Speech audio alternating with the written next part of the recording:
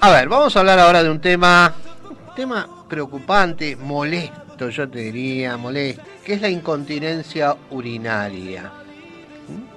Vamos a ver de qué se trata. Estamos en contacto con la doctora Carolina Laura Viedma, que ella es médica graduada de la Facultad de Ciencias Médicas de la Universidad de Buenos Aires, ex residente del Hospital César Milstein, un prestigioso hospital. Tiene hecho un fellowship, es decir, una especialización en urodinamia y disfunciones misionales en el Hospital de Clínica, y actualmente trabaja en un centro de urología y en su consultorio. Y con ella vamos a charlar sobre este tema. Carolina, ¿nos estás escuchando? Hola Marcelo, buenas tardes, ¿cómo estás? Muy bien, un placer escucharte. ¿Cómo estás, Caro? Bueno, gracias, nuevamente. Exactamente, te tenemos aquí nuevamente en el programa. Y vamos a hablar, yo creo que tenemos que hablar de más de un tema, que es no solo la incontinencia, tengo algunas otras preguntitas para hacerte, pero vamos a hablar de esto. A ver, primero, contale a nuestros oyentes, porque seguramente más de uno lo está padeciendo, ¿qué es la incontinencia urinaria? Bueno, la incontinencia urinaria es un síntoma, ¿sí?, de que hay algo que está fallando en nuestro aparato urinario, lo que genera cualquier pérdida involuntaria de orina. Puede ser una gota o un chorrito o un montón de chorros durante el día o durante la noche. Ajá. Y es involuntario, o sea, la persona pierde sin querer. Ah, bueno, eso es importante. Es decir, que uno no se da cuenta y nota que se le escapa la orina. ¿Esto le pasa más a la mujer que al hombre? ¿Cómo es el tema? Sí, es muy frecuente en la mujer, mucho más frecuente que en el hombre, se da en 1 de cada 4 mujeres aproximadamente. Ajá. Y a medida que van pasando los años y la mujer entra en la etapa de la menopausia, posmenopausia, aumenta bastante más la frecuencia del síntoma. Ajá. Y en el hombre no es tan frecuente, pero la verdad es que sí hay pacientes varones que tienen incontinencia. Que también tienen incontinencia. A ver, vamos a centrarnos un poco en la mujer ahora y contame por qué. ¿Que hay algún motivo especial por el cual comienza la incontinencia? Vos me decís que es común en mujeres de cierta edad, calculo después de los 45, 50 años. Sí, ¿se puede dar en mujeres más jóvenes también? Sí, mira, hay 2 factores muy grandes a tener en cuenta, factores de riesgo relacionados propiamente con la mujer, que son los embarazos, ¿sí? Y ya sea por parto vaginal o por parto por cesárea, no importa el medio por el cual nace el bebé, sino ya el hecho de estar 9 meses embarazada, eso es un factor de riesgo para una futura incontinencia urinaria. Ajá. Y a su vez, además del embarazo, en la menopausia, la alteración estrogénica, ¿sí?, el descenso de estrógenos que se genera en todo nuestro cuerpo, también genera una debilidad en la pelvis, en los músculos de la pelvis, en todo el tejido conectivo, en todo el tejido de sostén, que hace que estas modificaciones hormonales causen la incontinencia. Hay diferentes tipos de incontinencia, pero los 2 factores de riesgo más grandes en la mujer son el embarazo y la menopausia, la falta de estrógeno. Es decir, que me estás hablando de que una mujer joven, porque una mujer que ha tenido un bebé puede tener 30 años y ya tener... puede llegar a tener incontinencia a esa edad, entonces. Sí, se presenta muchas veces la primera gotita involuntaria, como les decía antes, se da después de un embarazo. Es muy frecuente la consulta. Entonces, ¿qué relación hay entre esto y esto me lo preguntan muchas veces, y lo que se llama el prolapso? A ver, el prolapso es el prolapso vaginal, ¿sí? O sea, que lo que se genera es una debilidad de las paredes de la vagina, puede ser la pared anterior, que es la que contacta directamente con la uretra y la vejiga, que se conoce, ahora no se usa el término, pero antes se conocía como cistocele, ahora se le llama prolapso de pared anterior, y el prolapso de pared posterior, que la vagina contacta directamente con el recto, que se le llamaba antes rectocele, y puede ser también un prolapso de la cúpula, que es la cúpula, digamos, el cuello uterino, ¿sí? Claro, o el útero, que es cuando desciende el fondo de la vagina. Del fondo de la vagina, el cuello del útero. Claro, los 3 tipos de prolapso, claro. Es decir, prolapso sería una especie de descenso, ¿no? Como que desciende la vejiga, desciende el cuello del útero, desciende el recto, ¿no? Que es el sector final del intestino. No necesariamente... Claro, no necesariamente el prolapso se relaciona con la incontinencia, son 2 términos diferentes. Podemos tener prolapso sin incontinencia o podemos tener incontinencia sin prolapso, o las 2 cosas a la vez. son cosas distintas. Bueno, entonces aclaremos un poco. Una mujer que tiene incontinencia y no tiene prolapso, ¿por qué le pasa eso? Bueno, para ser lo más clara posible, tenemos que hablar de los dos tipos de incontinencia, de los dos tipos más frecuentes, más grandes de incontinencia urinaria en la mujer, que son por un lado la incontinencia por esfuerzo y por el otro lado la incontinencia de urgencia o vejiga, síndrome de vejiga hiperactiva. Ajá. ¿Por qué lo dividimos en estos dos tipos? Porque las causas de estos dos síntomas, de estas dos enfermedades, son diferentes. Ajá, Vos me preguntás por qué se genera. En el caso de la incontinencia por esfuerzo, se da por una alteración en la anatomía y en el aparato de sostén de la uretra, fundamentalmente. La uretra es el cañito por donde sale la orina de la vejiga al exterior, sí. Y ese cañito, esa manguerita, está sostenida por todos los músculos de la pelvis, por los ligamentos, por todo el aparato del periné, ¿sí? Que se denomina periné. Entonces, esta debilidad que se puede dar, como les comentaba antes, por un embarazo traumático, por el uso de forceps, por un bebé muy, muy grande, un tiempo de expulsión en el parto muy prolongado. Hay bastantes temas dentro de lo que es el embarazo y el parto que van a generar esta debilidad. Entonces, una debilidad. Y a su vez la debilidad, ¿cómo no te escuché? No, está bien, es un tema de debilidad entonces de las paredes, los ligamentos, todo esto que sostienen y producen esto. Perfecto. Y te pregunto, ¿y en el hombre, por qué tiene incontinencia el hombre? Y en el hombre, una de las causas, hablando de lo más frecuente, ¿sí? El tema de la hiperplasia prostática, que es el aumento del tamaño de la próstata. Sí. Muchas veces cuando esta próstata aumenta mucho de tamaño y el varón se deja estar y no consulta y esta próstata sigue aumentando y se genera un vaciado incompleto de la orina, así de la vejiga, se puede generar incontinencia por rebosamiento o pérdidas de orina por rebosamiento, que se dan gotitas, ¿sí? Que es el aumento, se generan por el aumento de la presión adentro de la vejiga, entonces sin querer estas gotitas van saliendo involuntariamente, claro. Y la realidad es que la causa de base es la próstata aumentada de tamaño. La próstata aumentada de tamaño, eso se ve más en el hombre. ¿Trastornos neurológicos pueden llegar a dar incontinencia? Personas, sí, por ejemplo, con Alzheimer, demencia senil o algún otro trastorno. Sí, eso se denomina en neurología puntualmente como vejiga neurogénica. Son todos los trastornos que se dan en la vejiga y en el aparato esfinteriano que no están causados por una lesión o una enfermedad propia de la vejiga o del aparato urinario, sino por un defecto en el sistema nervioso central y o periférico. Entonces, esa causal neurológica hace que esta vejiga se denomine vejiga neurogénica. Las causas son múltiples, sí, son múltiples, pero puede haber vejigas con presiones muy altas o vejigas con presiones muy bajitas, y en el aparato esfinteriano puede pasar lo mismo, y se genera la mayoría de las veces se discoordina, si falta coordinación en el momento de la micción, en la cual se genera una contracción del globo vesical para poder eliminar la orina, y el aparato esfinteriano, que se tiene que relajar para que ese pis pueda atravesar la uretra, no se relaja. Entonces esa falta de coordinación es lo que produce todas las alteraciones a nivel neurológico, ¿no? Bueno, a nivel del aparato urinario causado por el sistema nervioso.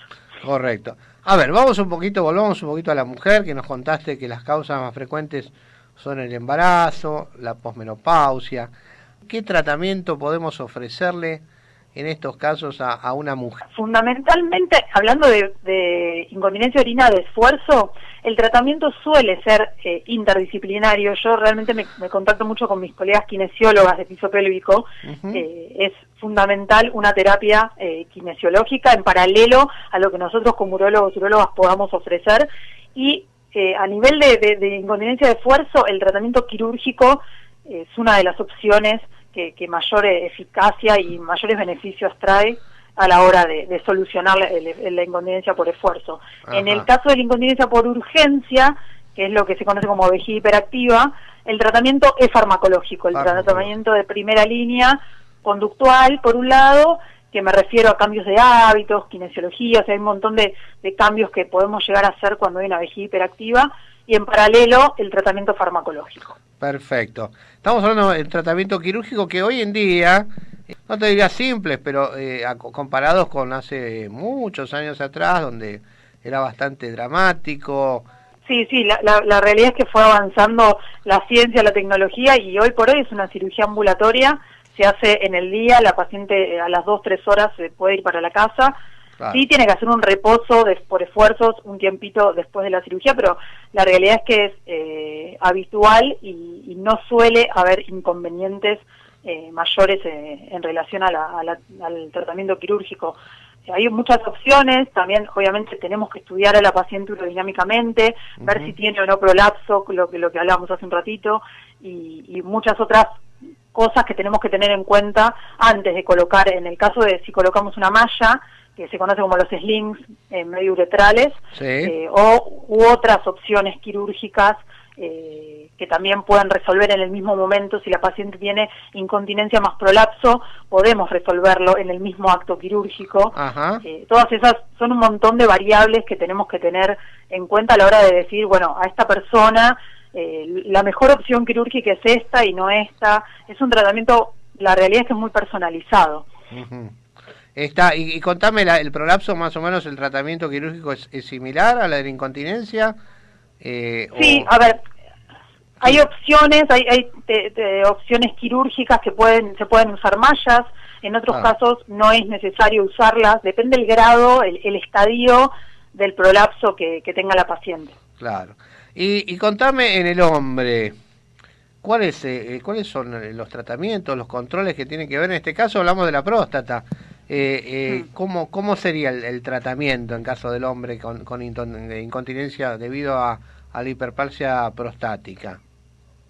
A ver, en el caso del hombre también se da este crecimiento de la próstata a partir de los 50 años, se genera en la mayoría de los varones y se da también por un cambio hormonal que se va sufriendo en la andropausia, que no está tan renombrada como la menopausia, pero la realidad es que existe. Y que los hombres también la viven. Sí. Y este aumento de la próstata, se hace un control que no es por hiperplasia prostática. Cuando hablamos de hiperplasia no hablamos de cáncer de próstata. Claro. La hiperplasia es un crecimiento benigno de la glándula. Pero los controles por el screening de cáncer de próstata que se hace a partir de los 50 años, o a partir de los 45 si hay antecedentes familiares. También, sí, en este control urológico con el paciente nosotros lo que hacemos es preguntarle cómo está orinando, si se despierta a la noche, si el chorro de orina cada día es más finito, o lo nota que cambió de grosor a medida que fueron pasando los años. Hay un montón de preguntitas que nosotros en consultorio hacemos que nos dan la pauta de que esa próstata puede estar agrandada y así obstruyendo la salida de la orina. Hay un montón de tratamientos farmacológicos, quirúrgicos, que la realidad es que vale la pena consultar, porque cuando nosotros vemos la incontinencia por rebosamiento, muchas veces es tarde y esa vejiga ya hizo mucha fuerza para poder atravesar esa próstata agrandada y es como que estamos llegando tarde. Si el paciente se presenta con incontinencia por rebosamiento, la realidad es que nos agarra como dolor de decir por qué no vino a consultar antes, porque claro. Hay veces que no hay vuelta atrás. No hay vuelta atrás, es decir que ya va a quedar con esa incontinencia en forma permanente. Y decime, a ver, ¿cuáles serían los controles urológicos que deberían hacerse habitualmente, tanto hombres como mujeres? Hablando del adulto mayor, como les decía, a partir de los 50 años o los 45 con antecedentes, se hace en el varón el screening de cáncer de próstata, que es un dosaje en sangre, sí, un análisis de sangre de los comunes, se pide PSA, que es el antígeno de la próstata, es un marcador en la sangre que aumenta puede ser por cáncer de próstata, puede ser por una próstata agrandada, hay varias causas que lo aumentan, no es muy específico, pero un PSA elevado nos habla de que tenemos que seguir estudiando al paciente para por lo menos prevenir y encontrar si es que tiene el cáncer de próstata. Bien. A su vez en consultorio hacemos un tacto rectal, sí, es un examen físico, una parte del examen físico que muchas veces genera temor, genera vergüenza y muchos pacientes dicen no vine antes porque me daba miedo del tacto rectal.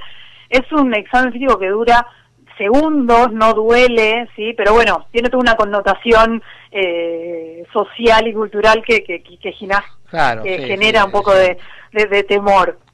O sea, la realidad es que no es para tanto. y también pedimos ecografía de los riñones, de la vejiga, de la próstata, y evaluamos con preguntas el chorro, como les contaba antes, la manera de orinar. Perfecto. Eso sería un control, el control periódico importantísimo en los hombres. Claro. De más de 45 o 50 años, que como vos bien decís, la próstata normalmente se empieza a crecer. Bueno, puede traer síntomas o no, pero puede, en general crece como puede crecer a ver, normalmente, digamos, normalmente me refiero, porque hay gente que me pregunta, ¿y es normal que tenga agrandada la próstata? Y, a ver, agrandada depende cuánto, ¿no? Puede ser un poquito, puede ser mucho, pero mientras no le traiga síntomas y comprobemos que esa hiperplasia es benigna, bueno, podemos seguir controlando, ¿no? Eso sería el asunto. Y en la mujer, ¿qué te parece? ¿Qué controles le harías vos genitourinarios a una mujer de más de 50, 60 años? No, a ver, en la mujer controles de rutina, como los ginecológicos, digamos, a nivel urológico no hay. No hay un control anual como a partir de los 50 en el hombre. Lo que sí yo les recomiendo siempre a la mujer es que si pierde, por más que sea una gota o alguna vez perdió una gota, que consulte, porque la prevención relacionada con la incontinencia, más que nada de esfuerzo, genera muy buenos resultados a futuro. Habitualmente la pérdida urinaria va aumentando. Hoy es una gota, el año que viene van a ser 2 y así sucesivamente. Y más que nada cuando se da en los años de fertilidad, cuando se llega a la menopausia, aumenta más todavía, por esto que contaba del descenso estrogénico.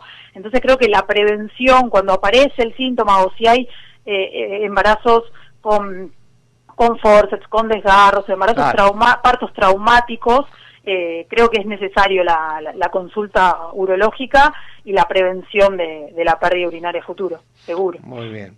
Carolina, te agradecemos mucho tu tiempo, ha sido muy clara, muy docente tu explicación, así que bueno, lo importante es que nuestros oyentes sepan, ¿no? Se informen, sepan cuánto consultar, Es importante todo lo que nos has dicho, Carolina, así que... Bueno, gracias. Gracias, Marcelo. Me pueden seguir en las redes. A ver, decime, ¿cómo te podemos seguir?